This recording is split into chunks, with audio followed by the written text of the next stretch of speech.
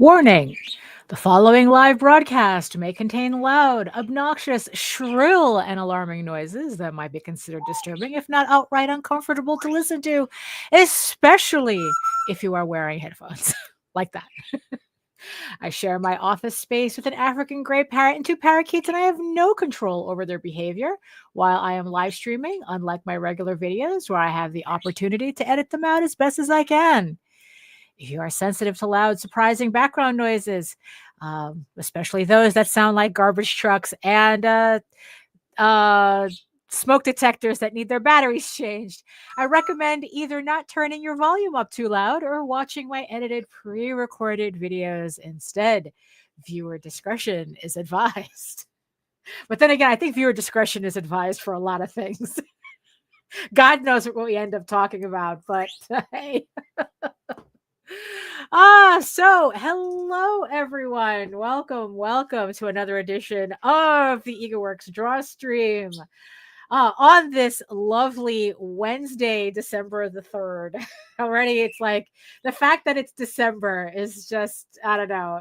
Look, my brain is still back in January 2020, It's like, I mean, really. So let's see who's joining us today. So hello, Joseph. Hello, and HR. Hello, and Afreen. Hello. Yes, thank you.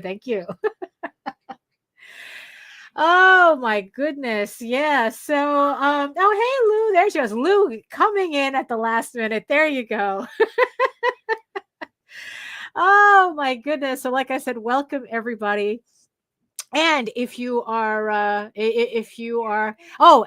of course, if you are one of my eyeball people, my beautiful eyeball people watching from regions beyond, if you are watching YouTube or watching from Twitch, welcome. And while you're here, why don't you come on over, join the sexy people in the chat, keep them company, and also make sure you like, share, subscribe, and hit that notification bell so you get notified whenever any of my shows go live. So so I'm trying, like I said, I'm trying to make sure to keep these draw streams on a semi-regular schedule, considering how long that I have spent not really streaming regularly. So hopefully we can keep this up.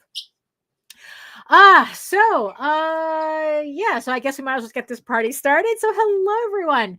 My name is Daphne Lage, and I'm a cartoonist, illustrator, and comic book artist from New York. I have been self-publishing comics since 1992, and you know what that means. With a few exceptions, the characters on this program are weird and peculiar and not to be trusted. And I am the artist for the furry fantasy adventure Tall Tales and the creator of Ego Raven, Heir of the First Unicorn, a medieval fantasy drama you can read online at egoworks.com, EGOWORKS. And I am also co-host with Nita Lanning on the Raging to the Vlogs show every Monday at 11 a.m. where we talk about life, comics, and everything else in between. And sometimes that's not a good thing, depending on what that topic is. But also just to give everyone a heads up.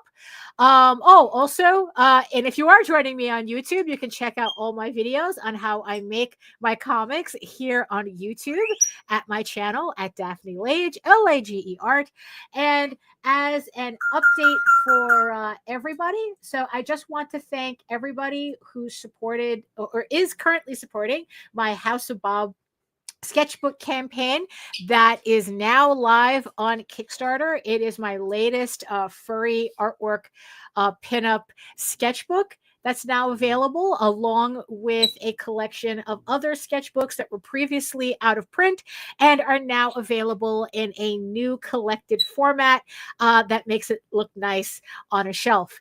So the link is in the chat for that and in the show notes. But if you prefer something a little bit more narrative oriented, so the pre-launch for Ego Raven issue 12 is also on Kickstarter. It is a pre-launch. I'm still working on the issue, as you can see right here in this corner. So I don't know when I'm going to have the campaign live for that. So, but if you click on the notify me button, you will be the first ones notified when I finally go live with issue 12. So I think that that's pretty much everything for housekeeping right now. So again, thank you everybody for joining me today. We're going to, so today, like I said, we are working on Eagle Raven issue 12. I have about, maybe like 18 pages I still have left for the issue, and we're going to be working on one of them right now. So this one's going to be a little bit odd, which is, for me, because like for the past month or so, I have been working on these pages on my Wacom Move Inc. 11, which is a portable Wacom tablet. And when I transferred those files back to my computer and started noodling with them on my Cintiq, which is my main computer setup, I realized how much more efficient the tablet is. And it does disappoint me a bit that I can't use the touch screen correctly on the Cintiq, because it seems like there's been an ongoing glitch on this version that I think I must have bought like 4 years ago or something like that, that doesn't allow the touch function. And no matter what I did, I just couldn't get it to work properly. It would always freeze up. And I ended up reading that this is a common issue with this. So it's back to using a keyboard for my shortcuts. And also, I didn't realize kind of how laggy the tablet is. I mean, the Cintiq is compared to the tablet. So that's going to be a little bit for me to get used to again. But I'm not that concerned. I decided to choose like an easier page for me to work on to kind of like ease my way back into using this archaic technology.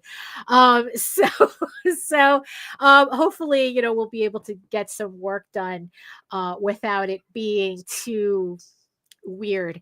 Also, I'm hoping that Streamyard decides to behave this time around. On Monday when we did our vlog, I don't know, something happened that affected both me and Nita on our ends.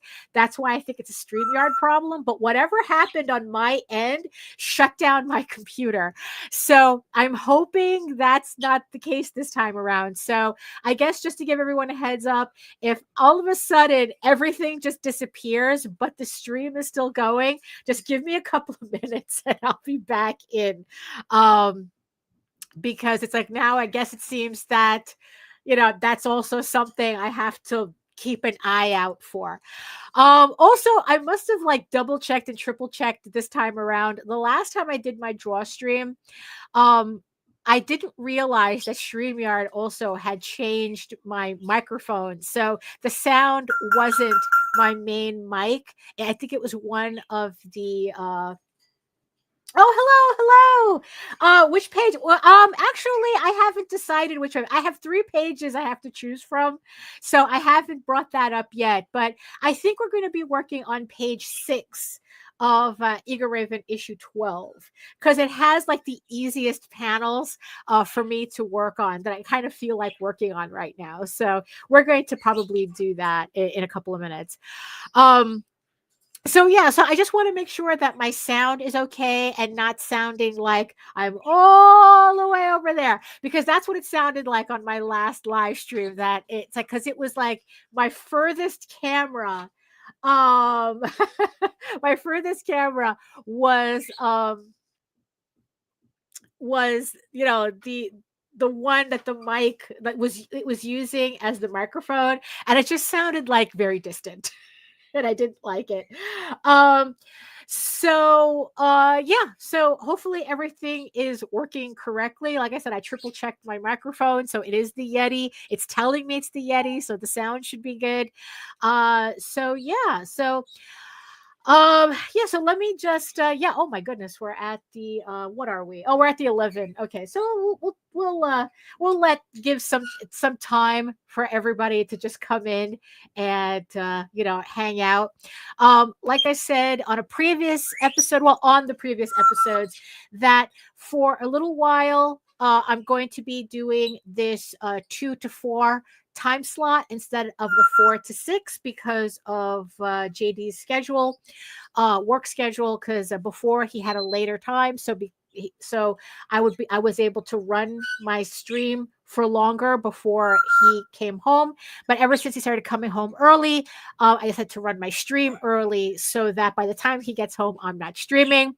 But hopefully in January, I might be able to go back to the later schedule. Although honestly though, it's like tell me in the chat or in the comments, like which do you prefer, the 2 to 4 or the 4 to 6? Either one is good for me. It's like I thought the earlier time slot would have been a little like too early, but I don't know. I kind of like it. It's not that big of a deal. 4 to 6 was kind of better for me because I had like more time to get stuff done before I did the live stream, and the live stream was like the way I ended my day. So Efrain, not Efrain. Joseph says he likes 2 to 4. Yeah, I mean, yeah, like I said, it depends on the schedule that JD has. So, or Jose, um his schedule. So I mean, but definitely for like the rest of the month, we're going to keep the 2 to 4 until he officially changes his schedule back to the later time so that I could switch back to 4 to 6. Or for, you know what, maybe I'll just like 2 to 4 better and just keep it like that. We'll worry about it when we get to it, but it's just something to kind of like everybody keep in mind, because I'm kind of wondering, like, this is kind of like the lunch hour or like the post lunch hour, but it's not like, so I'm still so if you're working, I'm still in the background. While like 4 to 6, it's kind of like you're either listening to me on your commute or you're just like you just come home and you're eating and you're sitting in front of your computer and you just need something in the background. And what better way to spend your time than listening to me rambling in the background?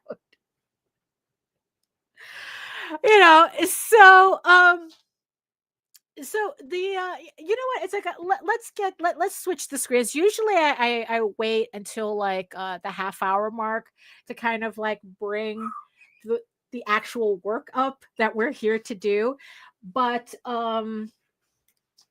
it's like why not just get started? That's all. So like I said, this is page 6. I was technically, for some reason, well, not for some reason, I had started backwards on this issue when I was inking it. So if you could see right here in the corner here on the side, these are all the pages that I technically have done so far. And as you can see, I'm working backwards. And the only reason I did that was because the final page of this issue, um it's a good splash page, and it's something that once I get it colored, I can use it. I can like pretty much start using it immediately for like posting and stuff. And because I had got that done, I just ended up just going backwards and just hold on, let me see if I could just stretch this out here. Yeah, so just like, like just inking and putting in the shading. So the reason why all the pages are green is because the green is where the flats, it's the layer where the flats are going to go. So so what, yeah, so like here's the it's like, oh, I forgot that I have to fix something. Actually, you know what, let me do that while we're here. um so yeah, so it's like I'm going to,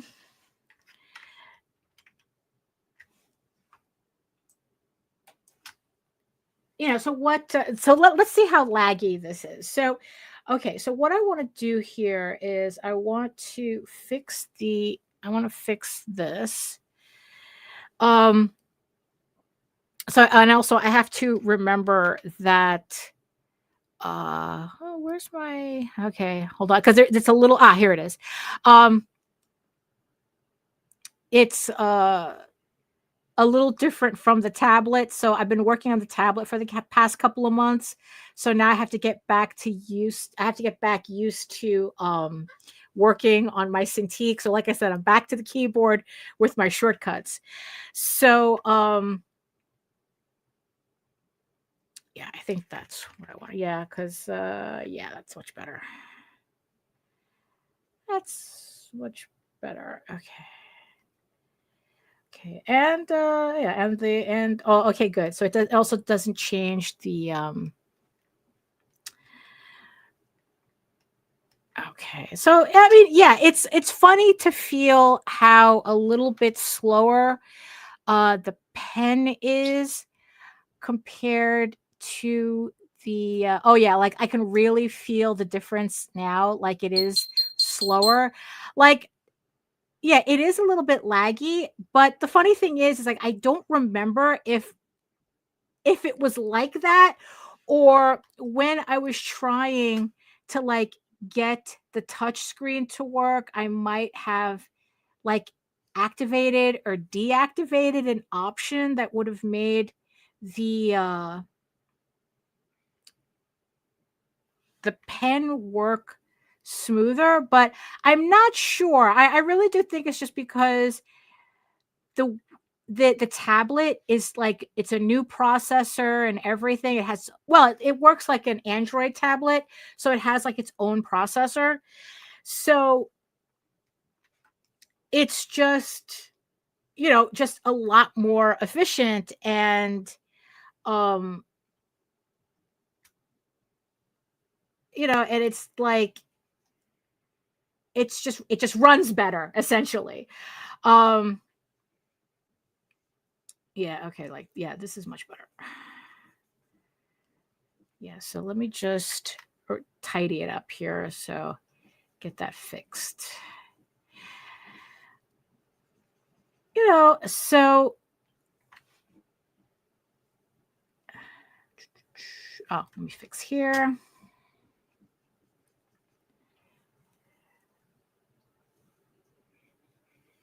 At least, okay, good. At least this is easier to fix than I thought it would be. So, because it's just funny, like the difference between like working on the tablet and working on this. Like, I really do appreciate the larger screen. But the way the touch screen works on the tablet, which I guess it's like an iPad, you just pinch it to zoom and rotate and everything. And it's just like it doesn't matter that it's a smaller screen. So, but I would have liked this to have the touch screen better, because it would have been, yeah, that's much better. You see, because I keep trying to pinch the screen to make sure I didn't forget anything. Okay, let me just fix that a little bit. There we go. There we go. Much better. That's what I wanted. Okay. So let's just save that. So, okay, yeah. So I started with the last page because it's the splash page. Once I have it colored, then, like I said, it works like a pinup too that I could use. So the reason why everything is green is because this is the layer that all my flat colors are going to go. I just haven't gotten to them yet. So, and I like to work in green, in this green color, because it just like it's better on the eyes for me. I have enough problems as is. I always have to switch through 2 different glasses just to work. But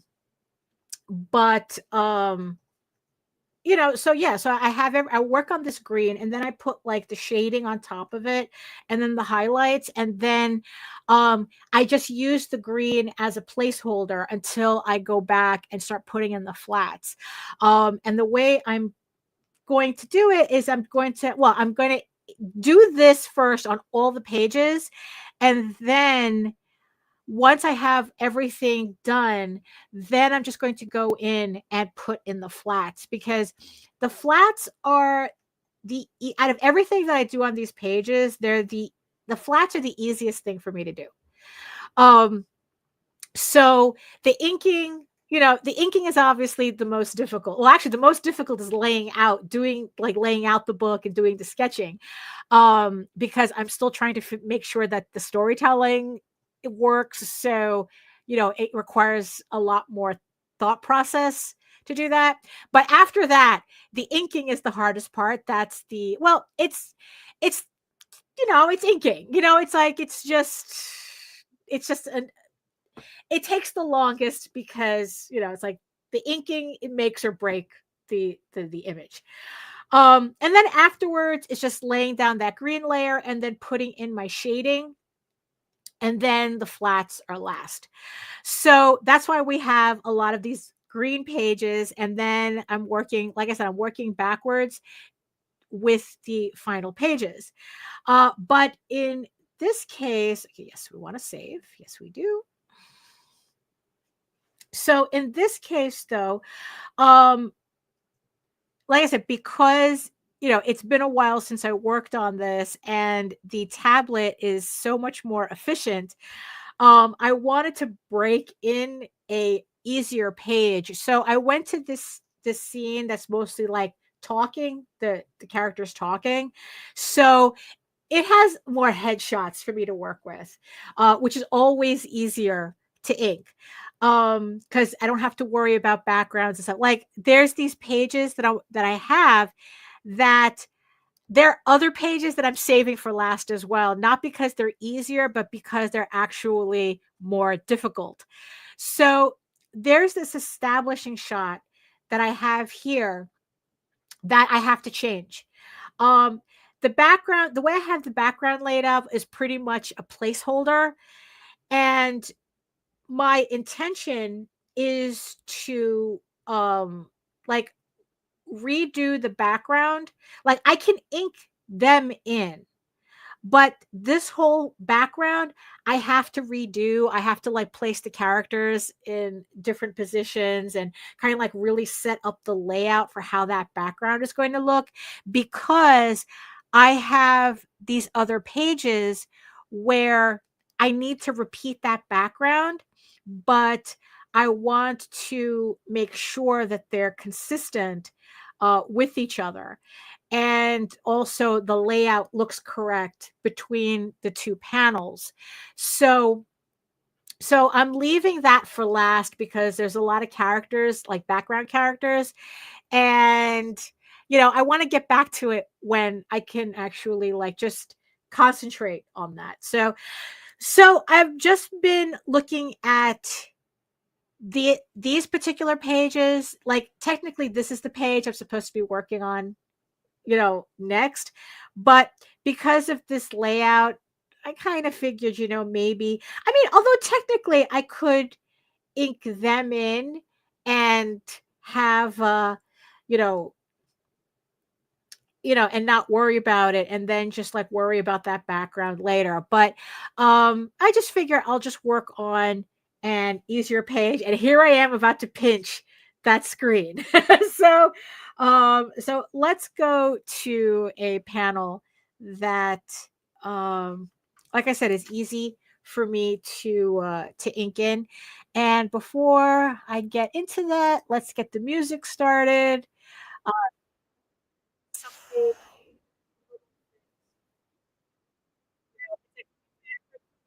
Couple of streams I've been getting um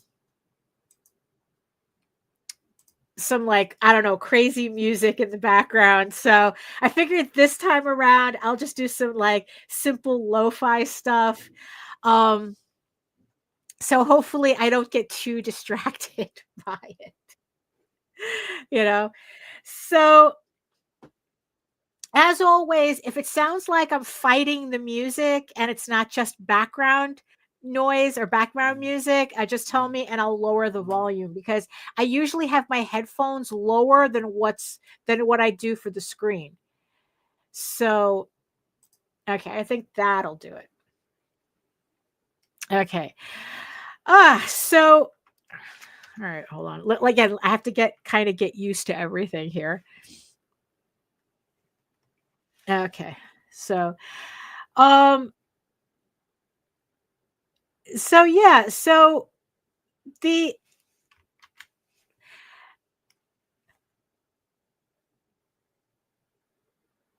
yeah, man, it's like, yeah, this is like so different now, because it's like some yeah, I like playing around with the foreground and background like that, like putting in, but that's the reason why I want to think out that background better, because it's important, like there's going to be important things in those backgrounds. So it's like, yeah, so I mean, yeah, so just moving the pen, it's like, did I was it always like this laggy? Like, and the thing is, though, it's not that it's like laggy, it's just kind of slow. And I think what it is that, like, the tablet allows me to go faster in terms of using the pen. And and I'm wondering whether I'm just expecting that the pen is not really lagging. That's just the way it is. And um I'm just expecting the speed of the new processor on the tablet, as opposed to I still keep trying to pinch. I mean, I was looking at the new Cintiqs, and because I was going, it's like, okay, so at least if this one poops out, I can just buy a new 16-inch. But when I went to the Wacom website, it seems that the touch screen is only available on their 27-inch. I guess so I don't know if that's something, like, for some reason, like I said, this not having a functional touch screen on the 16 um is just considered a bug. And I guess in the end they decided that the bug wasn't worth fixing if touchscreen is not available in this size anymore. But not completely I'm not completely mad at that. Um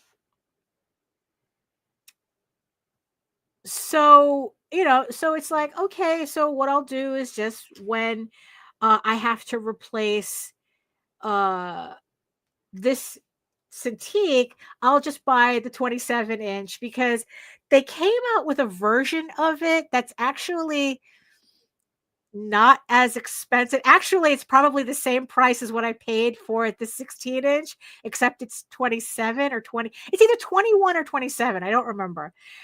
Um, so, and also it's like, what the tablet made me realize is that I don't need 4K. So,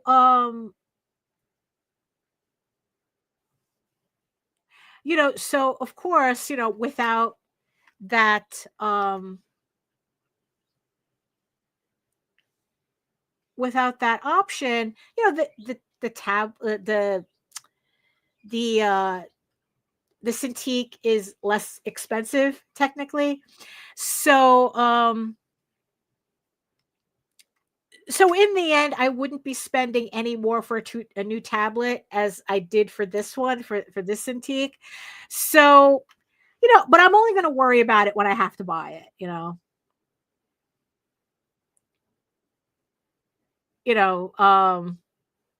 it's just kind of like, I do have it in my wish list, but but yeah, I'm not going to worry about it until I actually have to update this.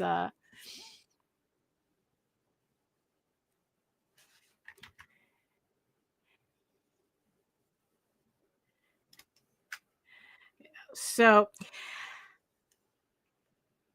yeah, so let's see. So what else was I doing? Oh yeah, so I was talking to Nita before before the show, and we were, it's our schedules are kind of like all over the place. So usually we spend like, usually we make it a habit of working together, but like our schedules have been so out of whack these past couple of months that we really haven't been able to sync up to do that. So today we actually got to do a little bit of that, and it's like, and I was telling Nita how it's like I really, like I'm really enjoying this whole kind of like really limiting being on social media, and and she made the joke that it's like, oh, what does that feel like? Not being on social media and bombarded by bullshit 24 hours and doom scrolling and all that. And I go, well, I'll tell you what it feels like. And I was telling her about these stories that I had that like I'm percolating and working on. Um, because it's I know that I mentioned it on a previous, I don't know if I mentioned a previous stream or a previous vlog, where there's this story that I was working on that's about a a f- a group of friends. They're five dragons, right? And this is a story that's supposed to that takes place during the occupation of Edenron, if anyone is following Ego Raven, the main storyline. So this takes place during the occupation of Edenron while Ego Raven is in exile. And this is a story that shows like what was happening in the meantime. Like, so I would say that this story actually takes place like right before issue 10. No, issue 11. Issue 11. It Yeah, I think it's issue 10 or issue 11, which is the one where it would be issue 11, right? So it takes place right before this issue. This is the one that recently came out.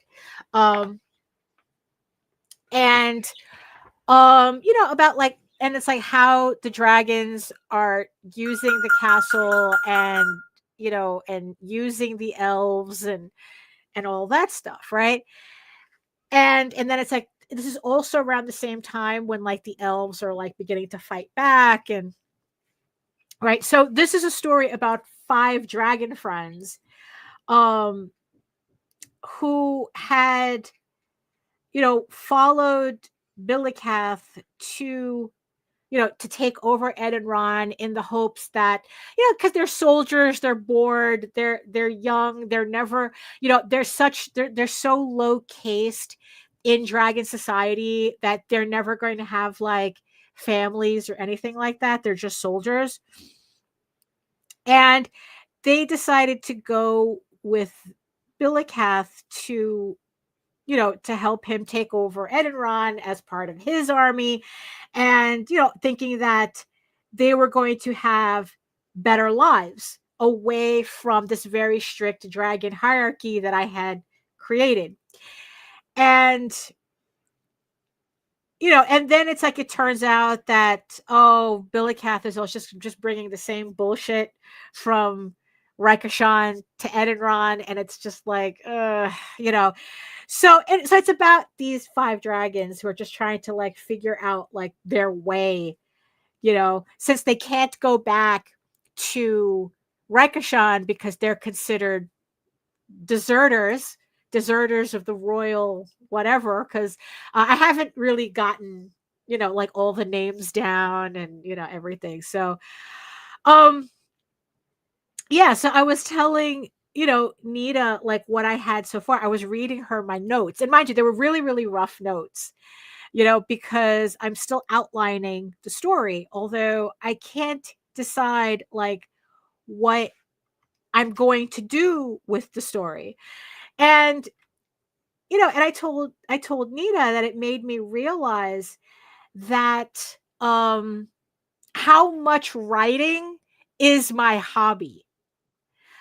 And doing artwork is, it's also my hobby, but it's more work related. So, because my artwork, no matter what, the end result. Oh, hey, Melissa. Hello. Because my artwork, no matter what happens, the end goal. Yeah, well, yeah.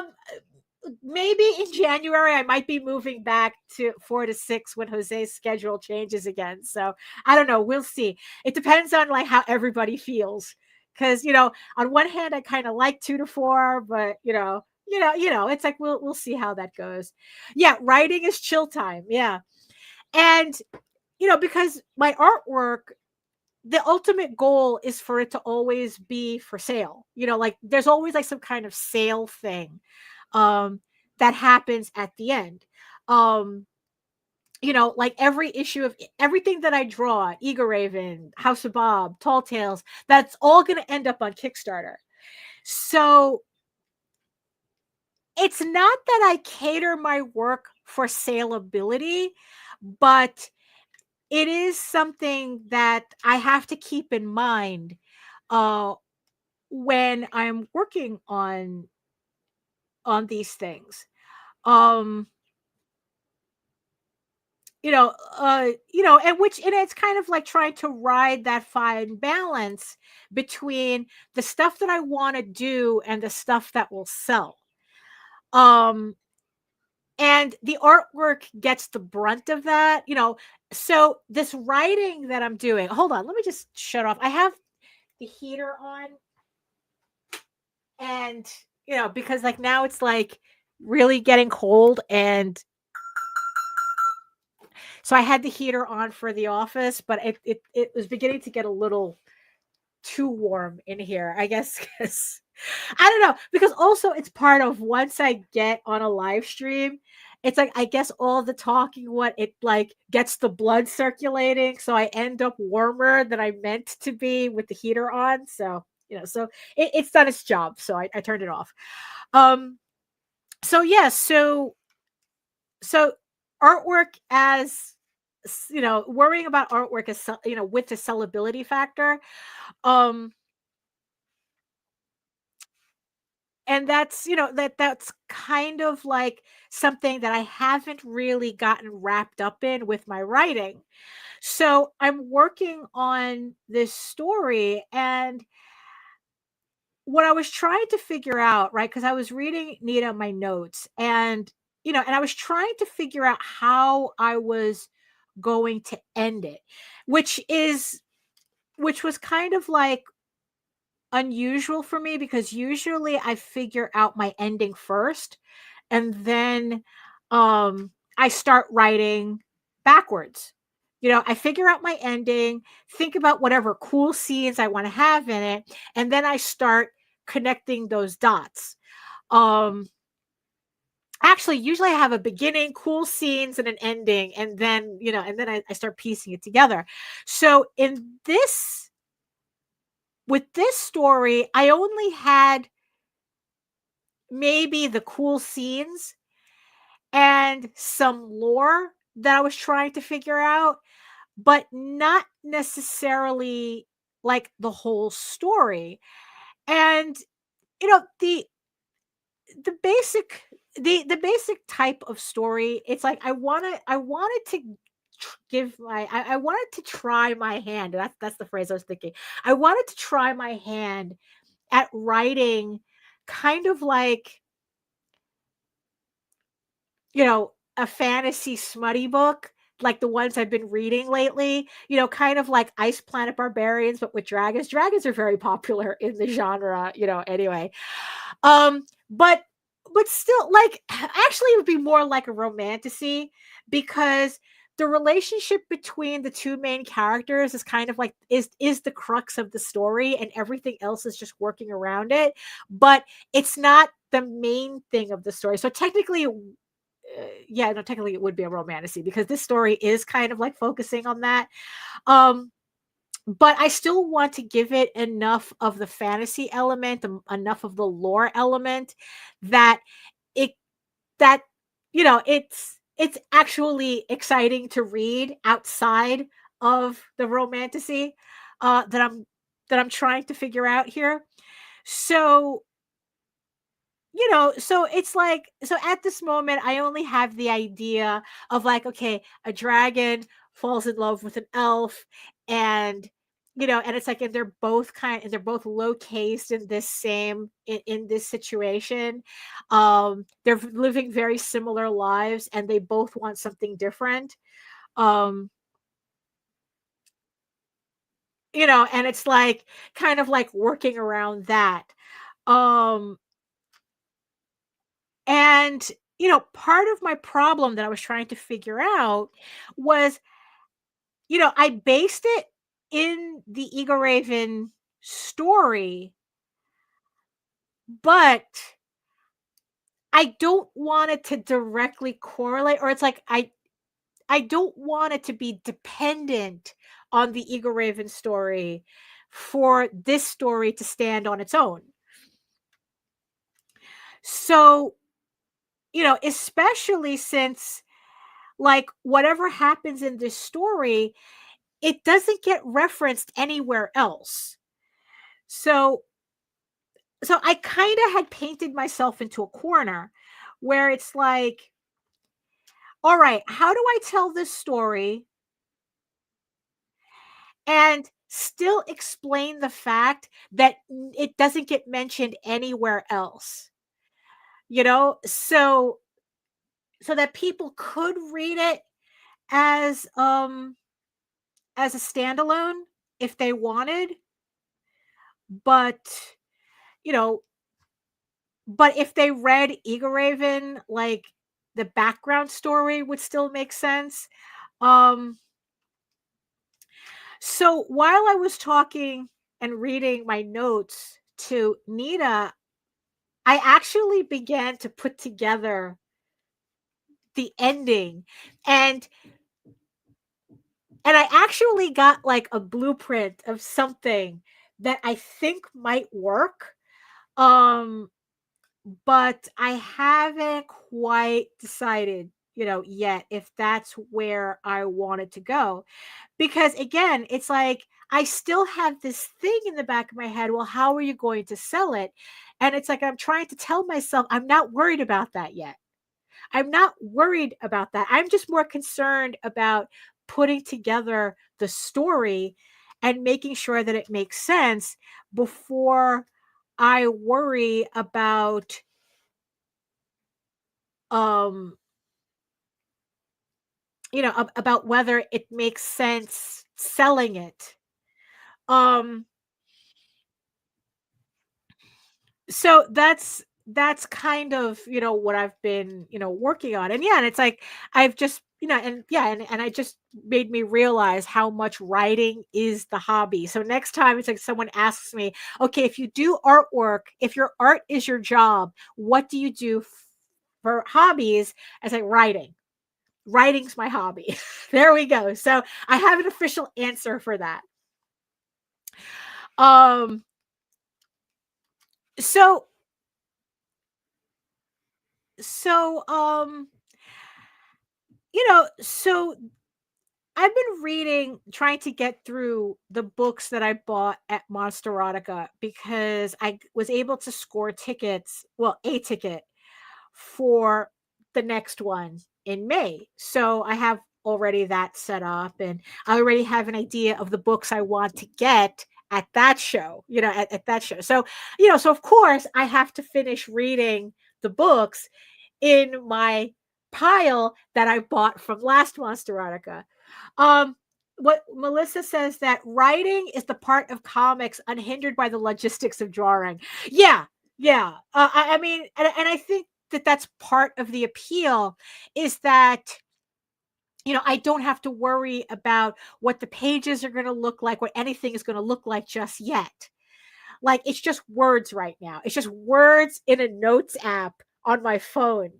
And yeah, and there's something very, oh, the wrong thing. There's something very freeing about that, because I'm not thinking about layouts. I'm not thinking about sketches. I'm not thinking about character designs. I'm not thinking of, oh, whatever, it's like that I would have to worry about if I was doing a comic.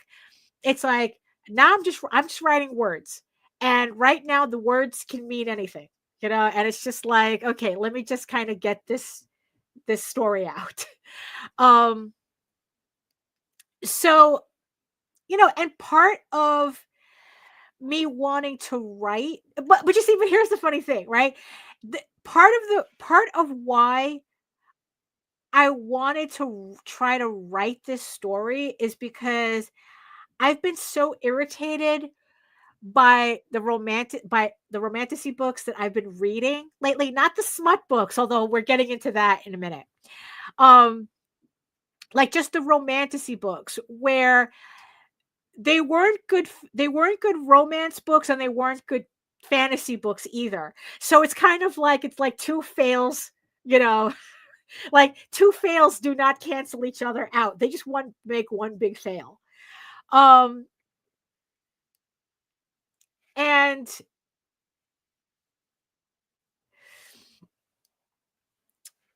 and I wanted, like, to take the concept that, like, the concepts that I enjoyed, and see if I could kind of like make my own thing, like write my own thing. And that's part of the reason why I chose like 5 friends, right? 5 dragon friends. Because the final idea that I have for it, but it's not the ending of the book, it's just the final idea, is that I wanted to do like 5 stories from each of the friends' point of view, and how they kind of like, and how they deal with different relationships. So this first one that I'm writing, this main one that I'm writing, it's about the one friend who hooks up with an elf lady, right? And and their relationship. And they end up, and so all the dragons end up, like, I guess, like, living, because they can't go back to their original kingdom. Like I said, they're kind of like they're outcasts. They were deserters for following Billy Cath, and then they become traitors again by doing something that now they well, that is part of the point. Like I said, dragon couples are very big in in fantasy smut right now, and well, they've been for a while. And I wanted to try my hand at writing something. So yeah, so, and then it's like, so then the dragons, so they kind of like they end up living in this kind of like borderland, right, between the mountains and the valley, um where they end up, so it's like, so they end up encountering all these different races. So one dragon, I'm thinking, like, one dragon would so you have the one that dragon and an elf, right? And then you have one dragon that hooks up with a human, one dragon hooks up with a goblin, one dragon hooks up with an orc, right? And one dragon hooks up with a dwarf lady. And it's like, oh, I think this would be really funny, um uh kind of like, just writing exercises, right? Could I accomplish with these dragons what, like, say, Ruby Dixon did with like 27 books of Ice Planet Barbarians, right? It's all, each book is a different couple, right? And it's like, and what I like about those books is that even though technically the premise is the same, the setup is, they're identical in all the books, the relationship dynamics are so different that you feel like you're reading it's a different book. Like you don't feel like everything about it is the same. Although honestly, I prefer a writer named January Bell. She did a series called Accidental Alien Brides. And honestly, I like those stories, those books better than Ice Planet Barbarians. Um there's the women in her books seem to have a little bit more agency in the relationships they get into, that they're kind of forced into. Um so I'm leaning more towards that.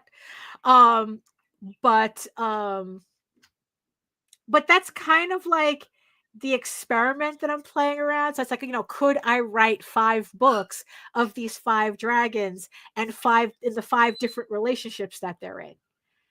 And it's like, but I have to get through the first one, you know, but, and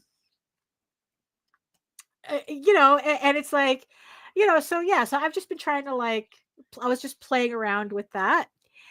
And, um, so I'm getting through these books that I read that I bought at Monsterotica. And I finally got to another book, another author, one of the other authors. And this book might be breaking my streak in the monster smut genre. Um, like I said, with romantasy books, I have yet to read one that I actually enjoyed. I mean, I think too many of them, if not all of them, like they're too stretched out.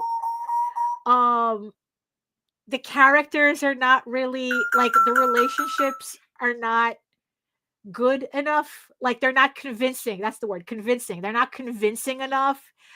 Um and honestly, I really do dislike I'm beginning to really dislike the whole enemies to lovers trope that a lot of these books really rely heavily on, because I never feel like the relationship is convincing enough to make that switch. And and it's just like, so I had always said that it's like, oh, the monster smut books, I've yet to read one that disappointed me. Like honestly, it's like uh I've read a whole bunch of them, and I have yet to come across one that's like, you know what, this is kind of stupid. No, they were all very entertaining, extremely entertaining. Ex- Except for this one that I'm reading. And I don't want, to call out any names or whatnot, because it's like, I don't know, it just sounds so déclassé. I don't know, it's like, it's like, look, I mean, it just could be that I'm just not into what this writer is doing in her book. And like, the issue just might be me. So it's like, I don't want to say that it's like, oh, like, but then again, technically that would be the issue with the romantasy books too, that it could, because it's like, they're bestsellers for a reason, but at the same time, I'm like, I don't know why, because I thought I would be the audience for this, and it just turns, and I was just like, I'm more surprised than anybody else that I'm not, it seems.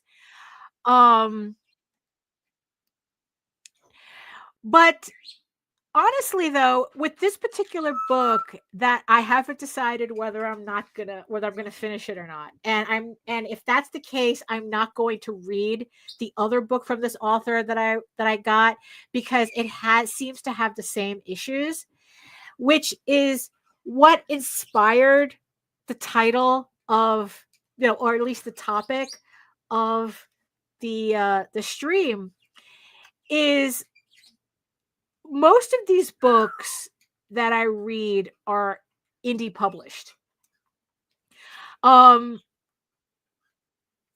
Novels are still pretty much the domain of traditional. Let's see. Jared says, I'm actually writing a smut story wanting that feel of Up All Night with Rhonda Shear feeling. Pure sci-fi meets Pinocchio, but sexy. You don't know until you do it. Don't know until you do it. So good luck, sir. Good luck. And honestly, I think more guys should get into writing this stuff too, because it's like, because why not? Why not? I like to read. I would like to read different like ways, uh, just to see like the different ways different people write this stuff. And I know, for obvious reasons, this genre is very, it a lot of, it's a lot of women write it. And but the funny thing is that there's like cozy fantasy, like one of the number one authors in cozy fantasy is a dude. All this time I thought it was a woman writing cozy, because you hear cozy fantasy and you immediately think, oh, it's just another. No, it's like, no, it's a dude, and he has the bestseller in the genre. So you never know. So, oh, what did I just do? Okay, so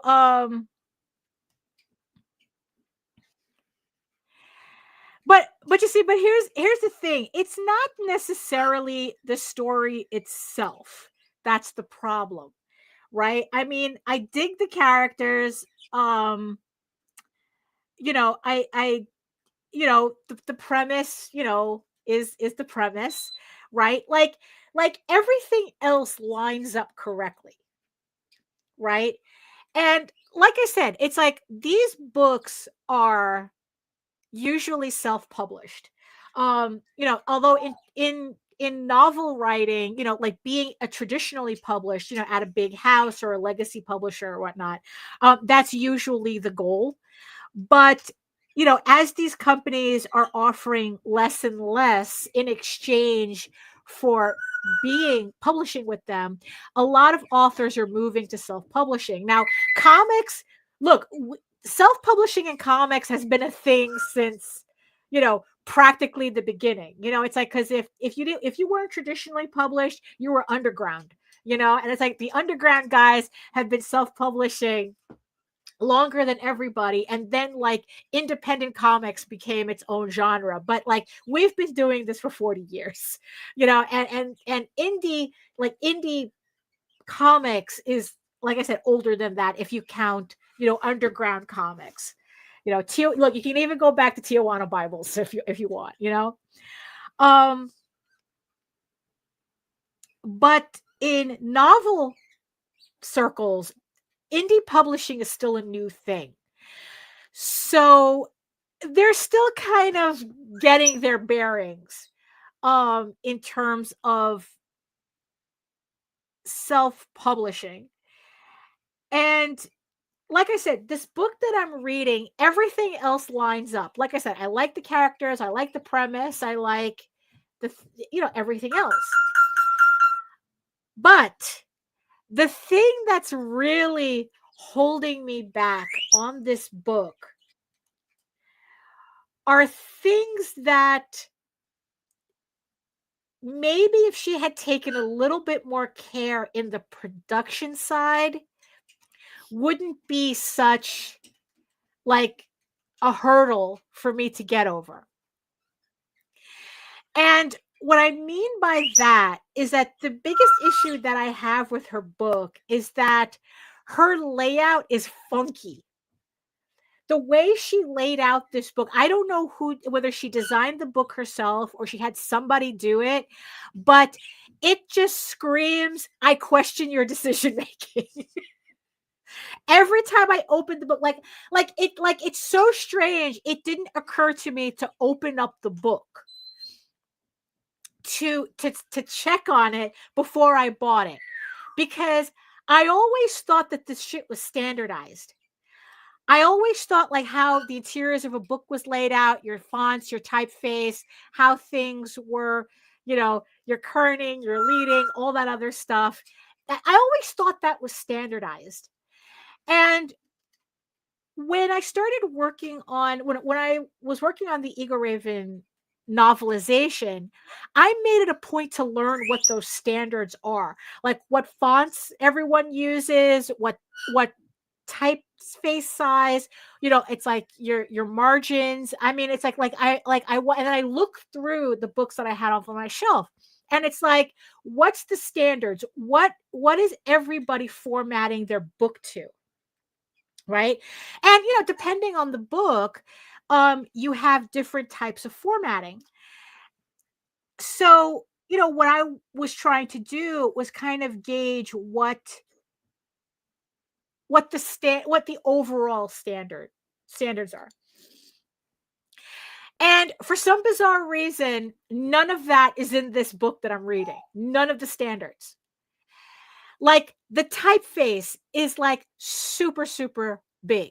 Like I think technically it would be considered like large print, but that's not what this book was advertised. Large print is usually advertised as large print.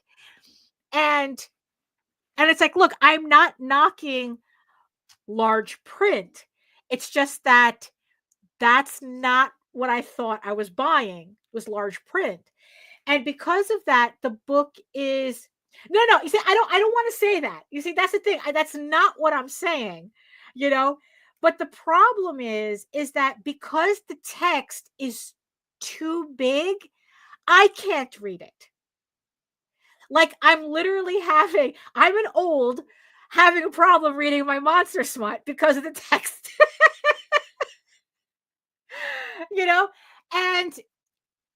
And that's the thing. Like I said, I have to switch out my glasses just to work properly, right? And it's the same thing with reading. I have another pair of glasses that I use for reading that doesn't work with this text because it's kind of like, and if I take off my glasses, I can't hold the book in a way that's comfortable for me to read it. So the text is in kind of like this weird middle ground that is actually uncomfortable for me to read. Um, so I'm, and it's like I'm still kind of able to read it, but it really fatigues me, and I can only read it a little bit at a time. I mean, I know that if it was just like standard type, I could probably get through it. I mean, if anything, Jared says, use your phone. Actually, what I probably should do is check to see if this book is available in e-reader, because then I can adjust the text, the typeface, and then be able to read it. But here's the thing, like the typeface is like it's huge. The typeface is huge. And then like the page numbers are like the opposite. Like you could barely read the page numbers because they're so tiny. And then it's like she has like the title at the top. And again, like all these font sizes are wrong. It's like nothing. It's like none of this is helpful.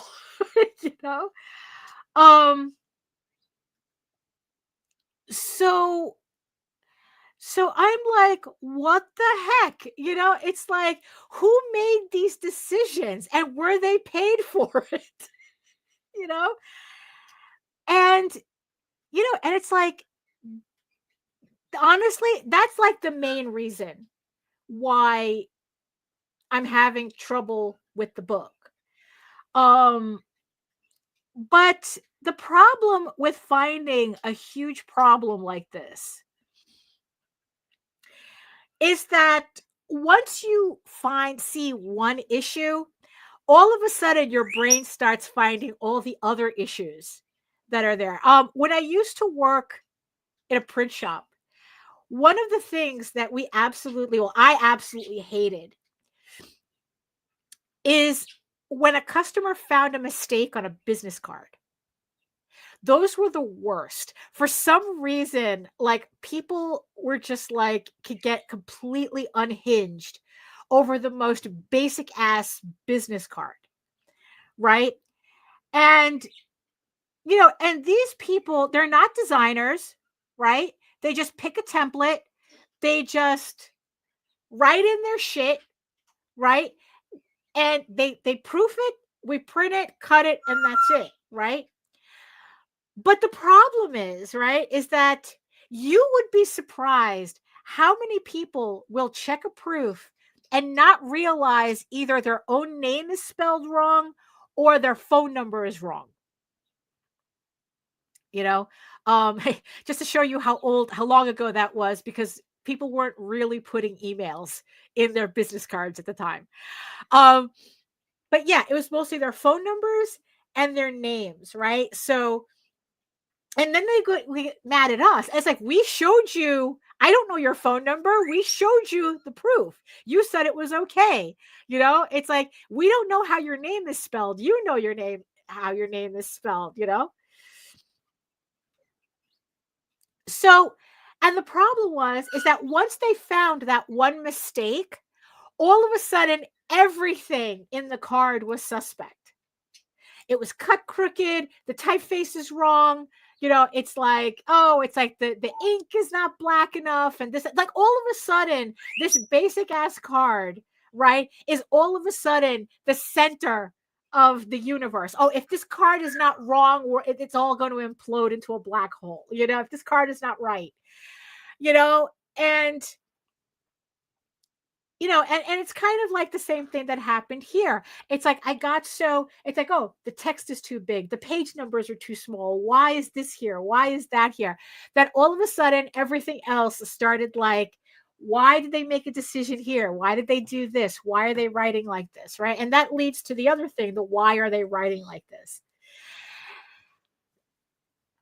I think what I'm going to do is I'm going to see if there's an ebook reader, like a version of this, like a Kindle version of this story, to see whether that's really the issue that I'm having.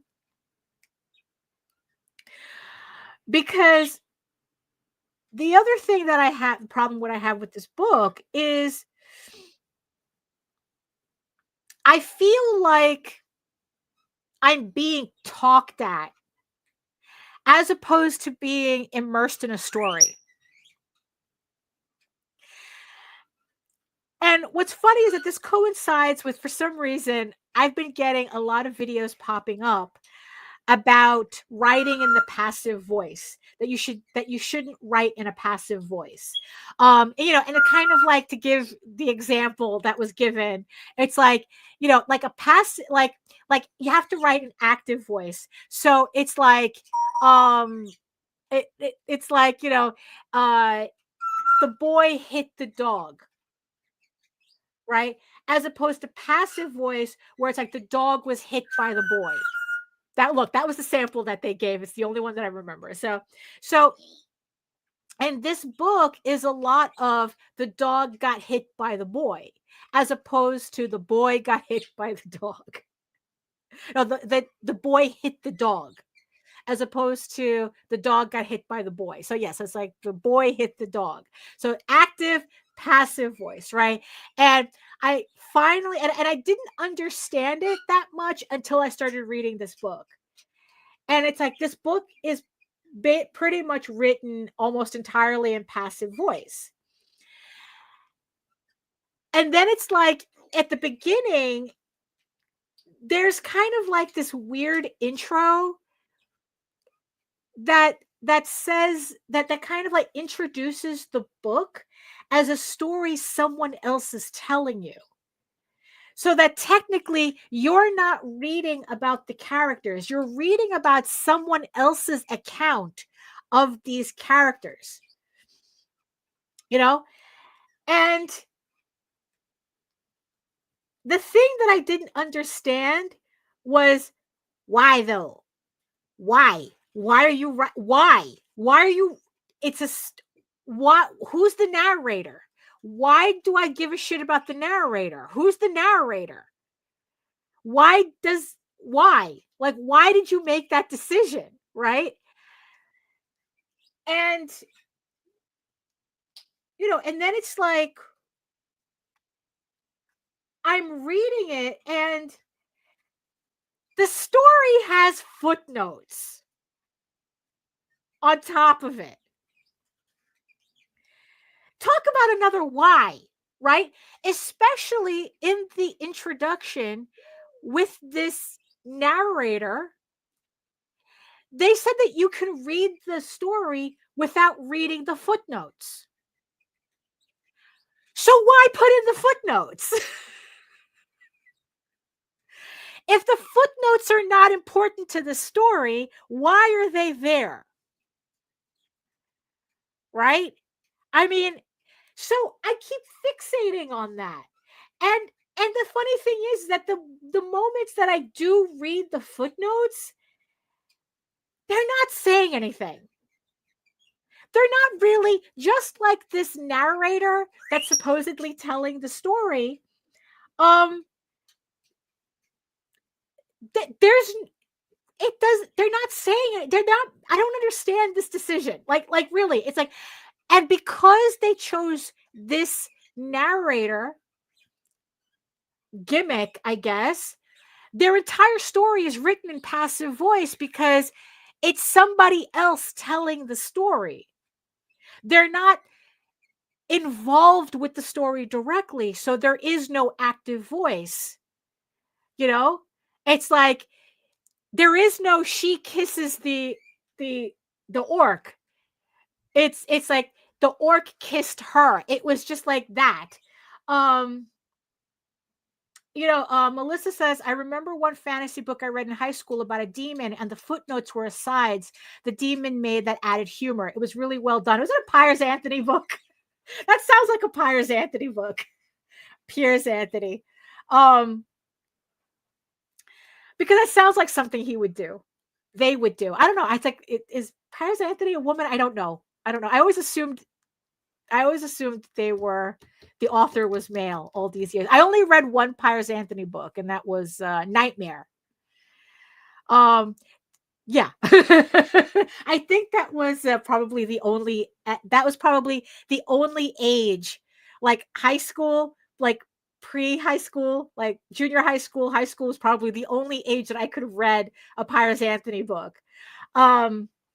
Or Pierre Anthony, Piers, whatever, hold on, let me just put in this this green layer that I had mentioned before, because like I said, it's like this will allow me to put in the shading without getting distracted by too many colors, and then I can worry about the flats later.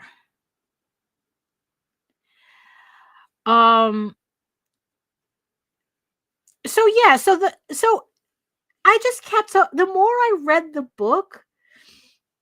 this book, the more like these decisions were just irritating me, because it really didn't add anything to the story, and it affected how the story was being told. So instead of me being like immersed in a story, I'm like a bystander. And I really don't like that feeling. Like that's not the reason why I read these types of books, And and the thing is that, so again, it's like going back to the topic where it's like, be indie but don't look indie. Right? And and that's kind of like the thing. Like I said, these are self-published books, but do you have to look like you're self-published? Do you have to kind of like, yeah, I know like all this stuff costs money, to get it typeset, to get it, edited, to get it, proofread and all that stuff, right? But like, like even with like indie comics, right? I mean, the whole point is that we try, I mean, I don't know, we try to put out the best possible work that we can, and oh, I thought I changed that. Okay. Um, and it's like, and I think that a lot of us who do this, like, our goal is to make our books,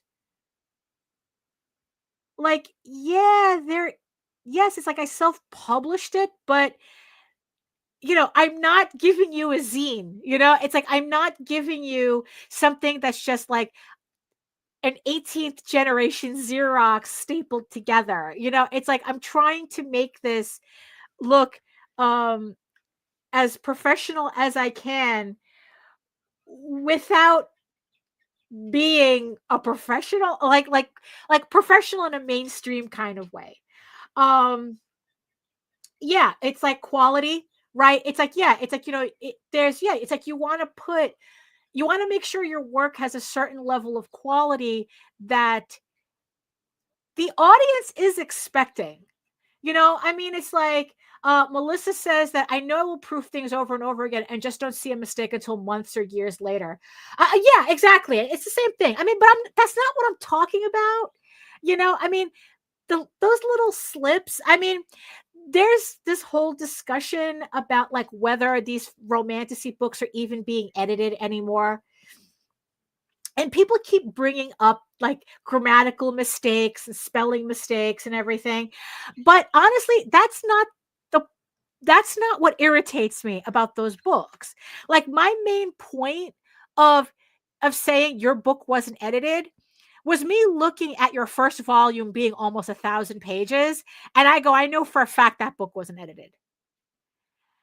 Because there is no story that you're telling that merits your first volume to be 1,000 pages. So it's like, and then it's like, and then when I read that first volume, I'm usually right, or I know I'm right, because it's like you can see how, like, their story is only, like, there's only enough story for one volume, but they have to stretch it out into 3 so they could sell 3 books for the series. They say, oh, it's a series.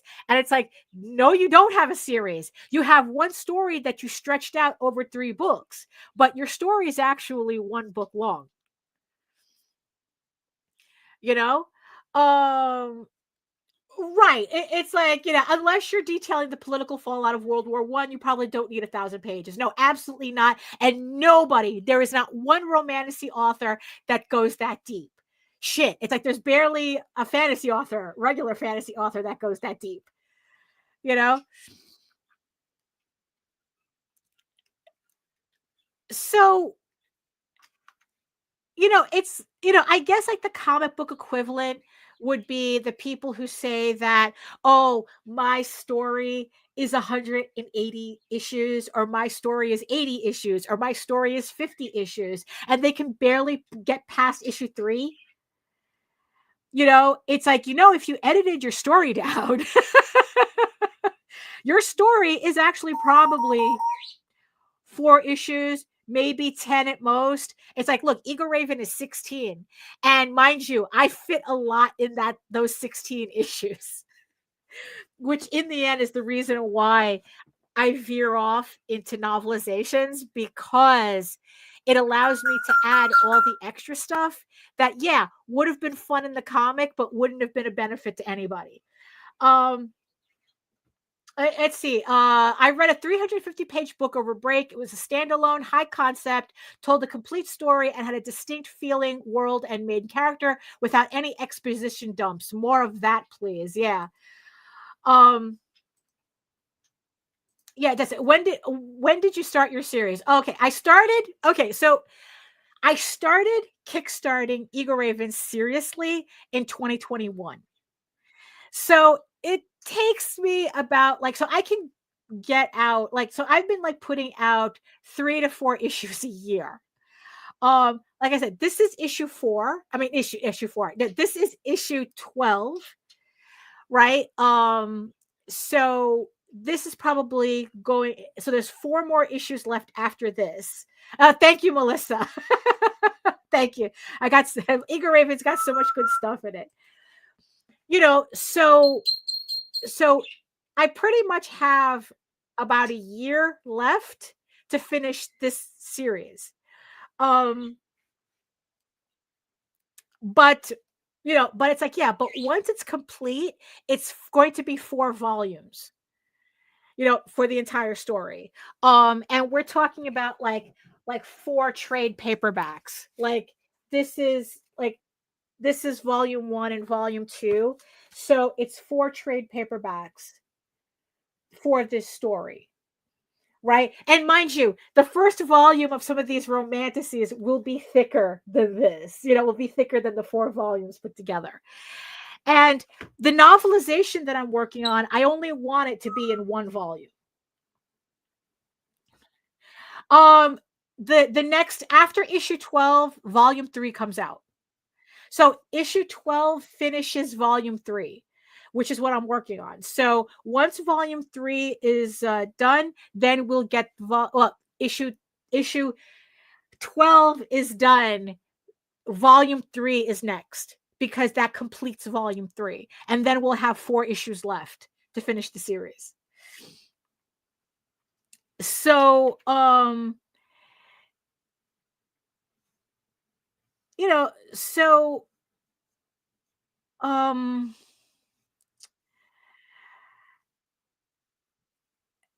where was I? Thank you, Melissa. Thank you.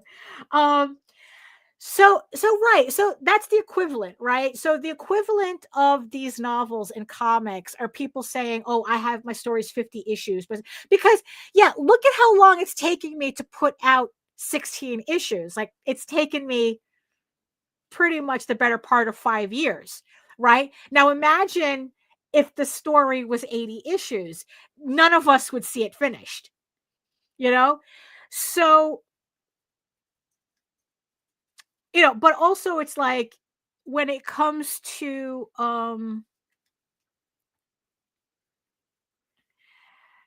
these novels, it's like, you didn't need to be 3 volumes at all, So, when your story is really just fits in one, um when your story fits in one book. But I digress a bit.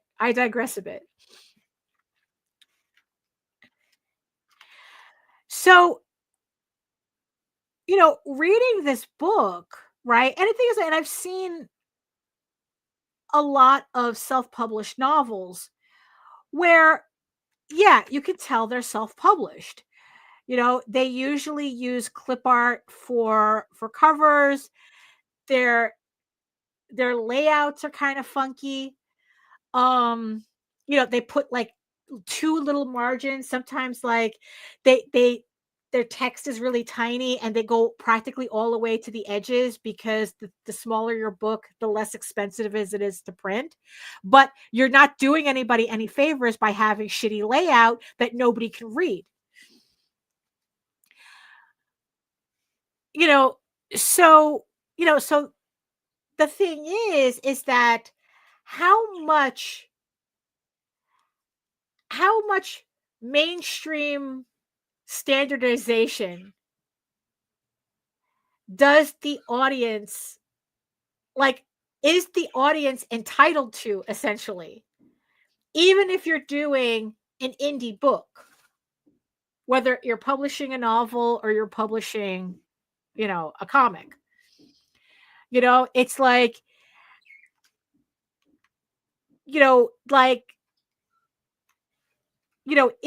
because obviously this author's just lack of standardized format is probably ending up going to be what stops me from picking up any more books from her. It's like, if you keep formatting your book like this, I can't read this. And I wanted to buy a physical copy because I wanted to read a physical copy. But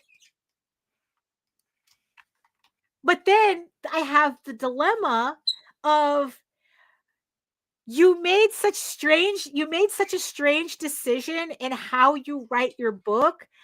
I don't know if I want to spend the money to buy an e-reader version of your book just so I can get through it. And it's like,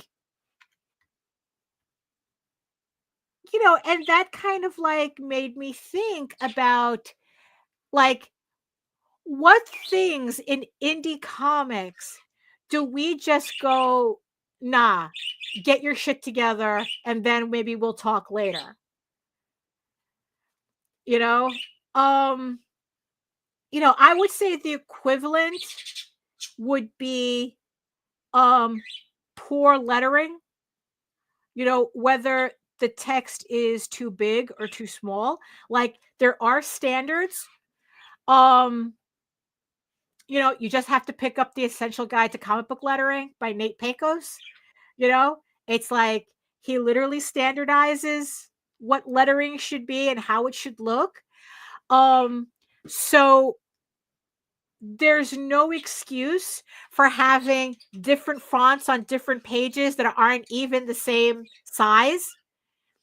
There's no excuse for like that will turn me off from a book, from a comic, right? And then here I am finding the book equivalent of that.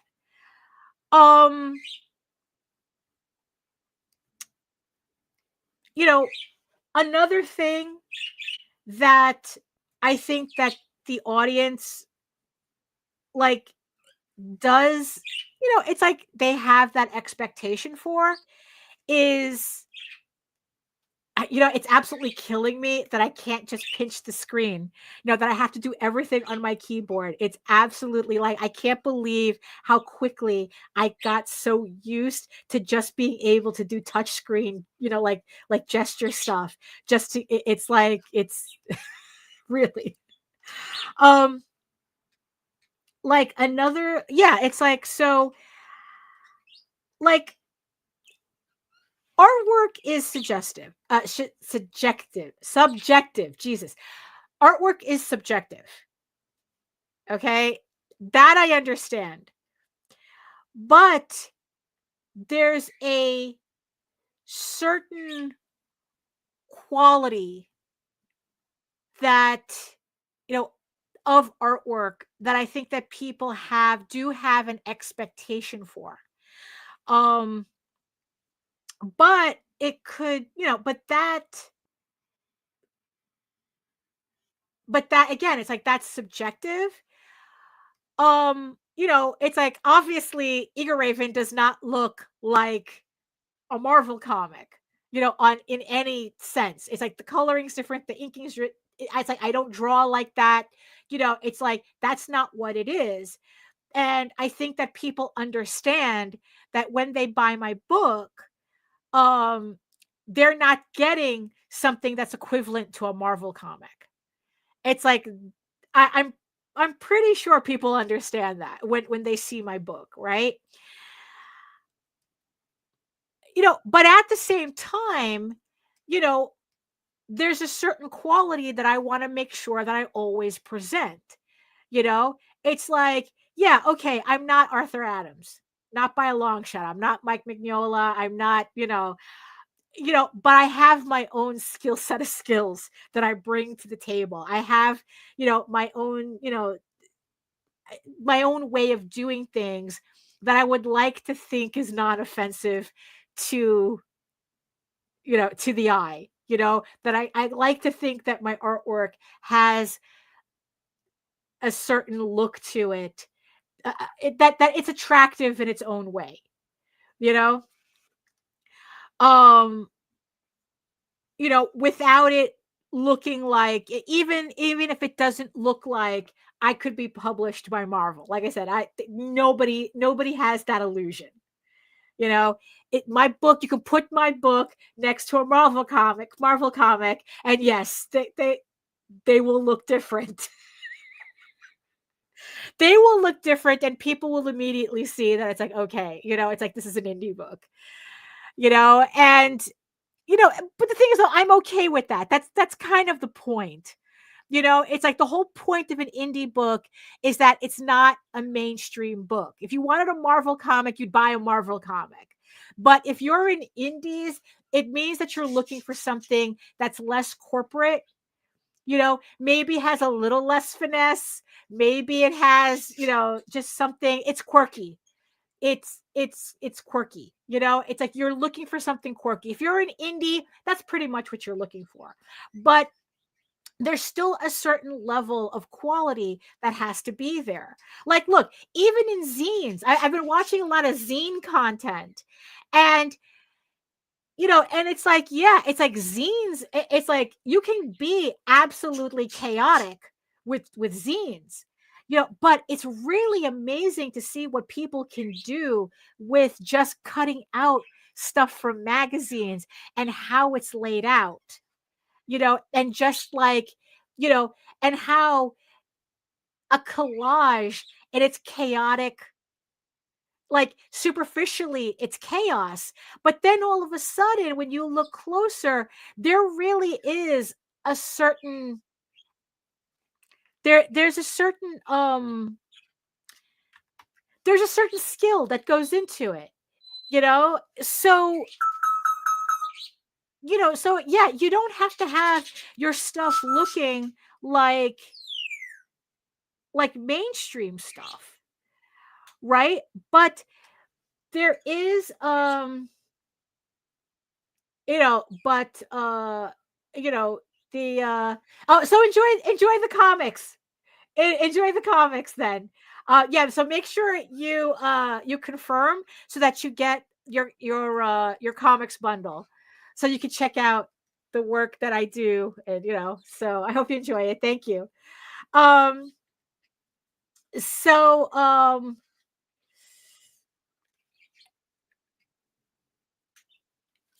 yeah, so it's like, so there's a way as indie creators that we can present ourselves a certain way without like losing what um what makes us indie.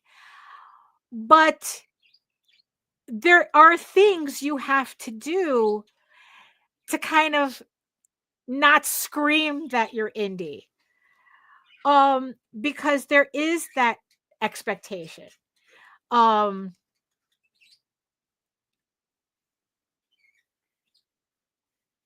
I mean, especially if this is something that you're trying to make money at. And I think that that's kind of like the distinction, right? Because it's like, I'm talking about this novel that I'm trying to figure out. I'm trying to figure out this basic storyline, right? And I'm not concerned about how it's going to sell. I haven't even gotten a coherent story yet. And, so worrying about how it's going to sell is like ridiculous to me. It's like, it's way too early for that. But when I get to that point, you better be sure that I'm going to be doing a lot of research into how the books should be made, what the standardized layouts should be. It's like how it's supposed to look, how it's supposed, like really something as little as learning that novels are not supposed to be printed on white paper, which blew my mind. It never occurred to me that novel paper, the papers you print novels in, they're not supposed to be white. They're like a very, very light cream, right? Which explains why this short story that I wrote and had printed. So this is a short story, and it's text, but it's on white paper.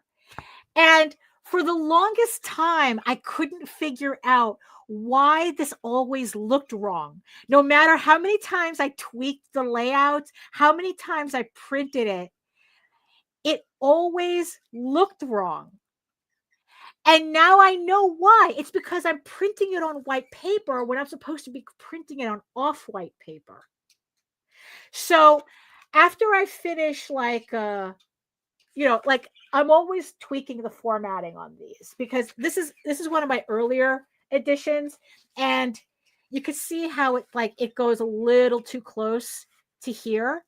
So that I have to fix that in the next edition, right? Because that's not good. That's not good, right? So like I said, this is one of my proofs, and I'm constantly tweaking these books, the more. Yeah, you're not supposed to use white paper. Lilith says, I never knew it could make a difference. And yeah, for real. I didn't know that either. It's like I had such, an aha moment, you know? So the next time I set up my book for printing, I have to make sure it's on off-white paper. After, of course, I finish fixing the margins and everything, right?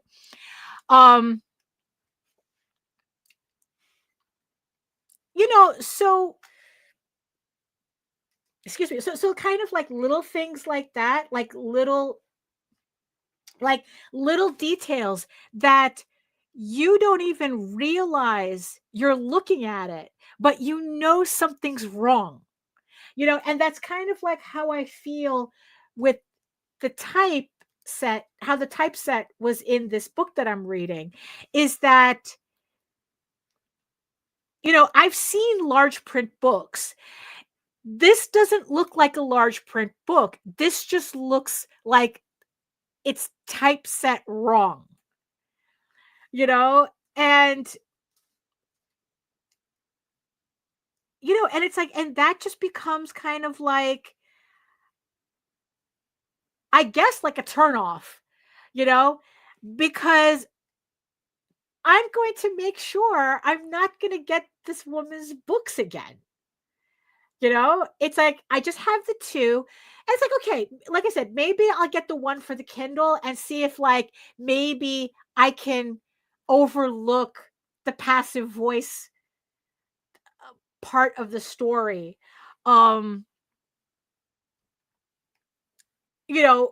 Just to kind of, like, once I get the typeset, the typeface more at a comfortable size, but if she doesn't have that, I'm not buying her books anymore. But I would Lilith says, I've always wanted to make a comic, but I don't have a clue to where to begin with. I would recommend playing around with zines first. Comics are kind of like a more involved version of a zine. And especially if it's something you've never done before, a zine allows you the freedom to really get the hang of telling a story using pictures. Or it could just show you that might not be something you're into. Like, you think it's a good idea, but you're not quite sure until you do it. And then when you do it, it's like, I don't know about this, right? So, and also a zine is something that you could just easily do at home. You don't need to do anything fancy. It's just, you just take some Xerox paper, fold it in half, and you literally start telling your story that way. And, and it's like, and look, and it's like, and you just keep going until you decide that's something that you really want to study. Or you decide that it's like, oh, this is, you know what? It's like, I think I'm going to do something else. This is a lot more involved than I thought, because, doing comics has a tendency. Well, Tiara says, it's like, I've never thought to do a zine. So it's just random pictures. It's whatever you want. I think like the basic idea of a zine is that even if it is random pictures, like think of it as like a tiny scrapbook, right? Like, so even if it is random pictures, right? There's still a through line, in that, in those in that randomness, there's still a story to be told there. Even if it's just something as simple as, I like this magazine, and these are the pictures that made me like this magazine, right? Something like that. But there's still a commonality with the images that you put together. So, and comics is kind of like, it grows out of that, right? Because it's like, it's the story, the story, it's the important part, right? It's like, because even when I watch these people making zines, um they're thinking of, well, what is it that I want to say with this? And in the end, it's like, if comics is something that you want to do, um the question is the same. What story do I want to tell with this? And that's where everything starts.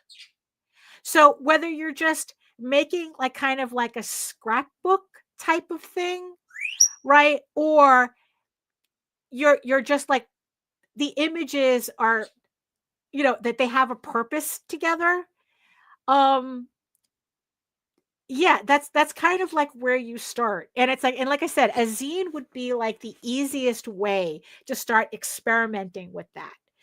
Um and then it's like, in the meantime, you can, it's like you can look at the books that are, because obviously something is inspiring you to think of doing this, right? Something's already put that little spark in you to, like, what, I'd like to do a comic, that looks like fun. Maybe it's like you're reading a manga and it's like, oh, that looks like a lot of fun, or something. And it's like, um so go back and look at those things that are inspiring you, and get kind of like an idea as to what exactly made you start feeling that way. I mean, like, to use myself as an example, um it was two comics in particular, that put me on this path. It was Wendy and Richard Pini's ElfQuest, and the original 4-issue limited series of Rocket Raccoon. I think that came out, I think that was both 92. 1992 was a very 1982. 1982 was a very formative year for me. A lot of good shit came out in 1982. That's so, and I remember like looking at ElfQuest and realizing, wow, a comic could look like this. Like, because at the time I was used to, like, oh, I was on the wrong layer. I'm, I was already familiar with like comics in general, but like mainstream comics. And ElfQuest was something so completely different than what I was used to seeing. And I was like going, wow, it could really, it's like it was like this story, the epic story, beautiful artwork that didn't look like mainstream. It didn't look corporate, right? It wasn't corporate stuff. Although ironically, the Rocket Raccoon series, which is from Marvel, that was a corporate comic. But the thing that stood out for me was the fact that it was a comic book about a space raccoon. you know and And I only learned later that a lot of that story is all Beatles references, like the music, the Beatles band, music, that it's all like Beatles music references. So that only made it more endearing to me later on when I was older and realized what was happening. Because Rocket Raccoon is a play on a song called Rocky Raccoon from the Beatles' White Album. And it's like, and it was just really funny to realize that. So, but it was the fact that it was about a space raccoon. I took it at the time when I saw it, I took it more literally. It's a space raccoon. And those two things combined put me on the track that I'm on now. It's like I do furry comics, I do furry art, I do fantasy comics, I do furry fantasy comics. you know, and and it's all because of those two things, right? But I remember also doing a lot of these little homemade comics, at the time, trying to imitate what these books were doing. So, so it's like, I was doing like this, so I was like trying to figure out how to do comics by actually doing comics. But at least at the time, it never occurred to me that I would get to a point where it's like I would be selling comics. So selling comics wasn't an issue, So that's why like something like zines is, I think that's a good start, because also it removes that thought process. You're just folding paper, you're just scribbling, you're just pasting, you're just looking at other things, getting inspired, and you're not worried at this point about, oh, how am I going to sell this? That's not the point right now. You don't even know if you like it. So also be wary of anybody who like sees you doing this stuff and goes, oh my god, you should totally sell that. Totally don't worry about that. It's like, you can worry about that later. There's plenty of time for you to worry about whether this is something that you want to either make a career or it's like monetize somehow. It's like now it's just like you're in an experimental phase. Because I think that that's part of the issue with what I'm talking about in terms of this book, is that people don't get out of their experimental phase when they want to go pro, essentially. And they don't study the craft enough in order to really make that transition. So, you want, so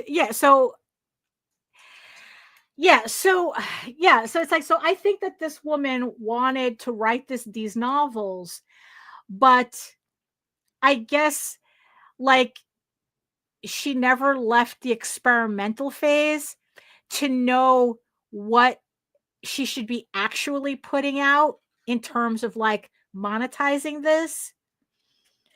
Because like I said, like my biggest thing is like, why did this need to be a narrator? Who's the narrator? Why are they important? And why are they getting in the way of this story?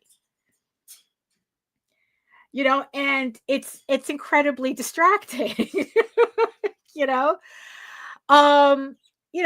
Like I said, something as simple as even just knowing the standard formats for the book is incredibly distracting, because this is screaming to me that, I bought the book expecting you to be a professional, and I opened it and realized that that's not what you are. This is an amateur book. And, on one hand, there's nothing wrong with that, because again, it's like if you're looking at self-publishing, you kind of understand you're not looking at mainstream books. But at the same time, there's still that expectation that's kind of like, at least give me the minimum standard of quality. You know what I mean? I mean, like, I don't want to be discouraging, but at the same time, it's like I want to instill like a sense of realistic expectation if you're going to be audience facing. If you're just doing this for yourself, it doesn't matter. I mean, that's the thing about, me talking about this novel that I'm trying to figure out. I mean, for all I know, it's not even a novel. Maybe maybe I'll end up doing it as a comic. I don't know. It's like, it's still, I don't have the story, so it doesn't matter at this point. But, but there's that line when you cross it, right? When you're just doing something for yourself, you're free to do whatever you want. There should be no pressure except from you yourself wanting to be better at what you're doing. Yeah, Melissa says, if you're putting this out in the world to make a somewhat serious go of it, there has to be at least there's at least a baseline standard to meet. Yeah, I agree. And it's like I said, being an amateur in and of itself is not an issue. That's not the issue. What makes you continue to be an amateur is when you don't take into consideration what the audience that you're essentially hoping to get their money for your work, what the expectation of the audience is. And it's like, yeah. And it's like, when I buy a book, even from a self-publisher, there are certain things that I'm willing to overlook because I know that costs money. But it doesn't cost money to do your research. It's like, literally, it's like it's the old gag, the old canard, the internet's free. You can literally, you can literally go online and you can find this information. There are websites that spell out like what the standard. Oh, hello, Martha. Hello. There's a certain, like, there are websites that spell out what the expectations are for how a book should be laid out. So the fact that I'm seeing a book with freaking giant text that's not large print, right? And the typeface is all over the place. It's like, do you need me to send you the website? It's like, I found it in 5 minutes. It literally says how these things are supposed to be laid out. There's even a program. Unfortunately, it's just for the Mac, and I hate Macs, and I wish that they would put out a PC version of it. Oh, I forgot the name of it. But it's literally made for writers to put their manuscript in them, and the program has all the standard layouts automated. That's, I mean, it has everything for you. It's like, you choose a template, depending on the type of book you're writing, you choose the template, you put your manuscript in, and everything is set up for you. So there's no excuse to not know how to make your book look as baseline professional as possible. It's like, even when you're doing comics, all you have to do is look at other comics. Look at the comics that you enjoy, that you like, that you're actually attracted to that made you buy it. And then think about what it is that attracted you to that. And then, like, especially when it comes to like layout and, it's like how it was laid out and how everything's done. And then it's like you try to imitate that. I mean, it's like, look, we don't have a $1 billion machine behind us, right? It's like you'll be lucky if you have an extra person who can help you with this, and it's like, yeah, and it's like I understand the limitations of what we can actually accomplish at the level that we're at. I mean, every time I reprint one of my books, I'm always making changes to it depending on what I learned. That's, what I learned at that time. So so yeah, it's like for us, it's always evolving until we finally get to a point where it's like where we're kind of like, okay, we get it. We know what the standards are, and it kind of becomes like second nature, right? But like, look, honestly, look, even now, I'm telling you, it's like white. I've been printing on the wrong paper all this time. I'm not supposed to be using white paper. White paper is for, what did I say? White paper is for nonfiction, like for like textbooks, and then right, and then it's like, and then the cream paper is for like literature. So there's like white paper is for various specific types of books. White paper on a comic looks fine. White paper on text, there's just something off, but I could never pinpoint it until someone said, it's your white paper. You're not supposed to print text on white paper. So you're always learning something.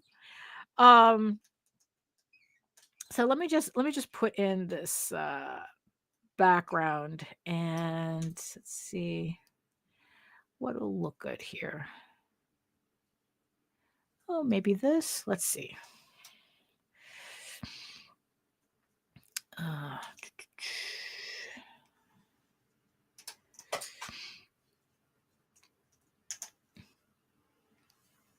me see. Let's see how this looks. Okay. All right. Oh, okay. Yeah. Yeah. All right. Okay. We got something there. Okay. All right. So there we go. So we're just hitting the top of the second hour, and this is pretty much all I got done. But typical. At least, I mean, yeah, I still miss not being able to use the touchscreen. Honestly, it's like if I was able, it would have been a game changer if I could have activated that on this Cintiq, but alas, it is not to be. It is a bug they refuse to fix. So we're going to leave it at that. So here is the one panel that I was able to get like my base coat, my base layer down for the flats that come later. Yes, I'm flatting. Well, I'm the green is for the flats that comes later. So what I'm doing is I want to finish the book, and then I'm going to go back and fill in all that green with the actual flat colors that's going to go there. So because it doesn't take me that long. Usually it takes me about like a couple of days to flat an entire comic once it's done. I figure that I get all the hard parts done first, which is the shading and the inking. Get all that done, get that out of the way. Because I really do want to get this book out early next year. Honestly, January. So I'm really pushing to get as much done this month as before the end of the month.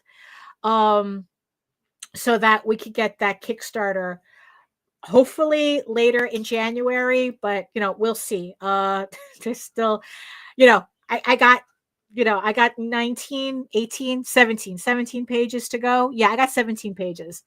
I got to finish with that.